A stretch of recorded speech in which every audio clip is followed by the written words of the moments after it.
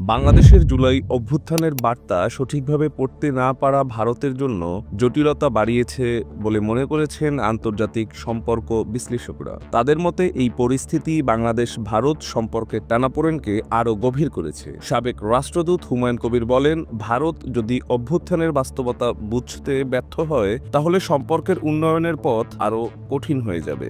Visa জটিলতা এবং সীমান্তে হত্যা নিয়ে সমস্যা দিন দিন বাড়ছে। গণ অভ্যুত্থানের পর অনেক কিছু বদলে গেছে। বিশেষজ্ঞরা বলেছেন, ভারত ১৫ বছর আগের বাংলাদেশ আর পাবে না। তাই নতুন সরকারের সাথে সুসম্পর্ক গড়ার এখনই সময়। লন্ডনের কিংস কলেজের গবেষক ডেভিড লয়েন জানান, গত ৫ দশকে ভারত প্রকৃত অর্থে বন্ধুত্বপূর্ণ সম্পর্ক গড়ে তুলতে ব্যর্থ হয়েছে। তিনি বলেন, শেখ হাসিনার সরকারের সাথে ভারতের সম্পর্ক ভালো ছিল, কিন্তু এর বাইরে অন্য সরকারের সাথে বোঝাপড়া নিয়ে প্রশ্ন রয়েছে। সম্প্রতি ভারতের পররাষ্ট্র সচিবের ঢাকা সফরে কিছুটা অগ্রগতি আশা করা হলেও সীমান্ত হত্যা ও কাঁটাতারের বেড়া তৈরির মতো ইস্যুতে সম্পর্ক আরও তিক্ত হয়েছে। বিশ্লেষকদের মতে, আন্তর্জাতিক মঞ্চে বাংলাদেশের শুভাকাঙ্ক্ষীদের সহায়তায় ভারতের কাছে বার্তা স্পষ্ট করা জরুরি। মেহেদী হাসান অনিন, সার্স, বিডি নিউজ।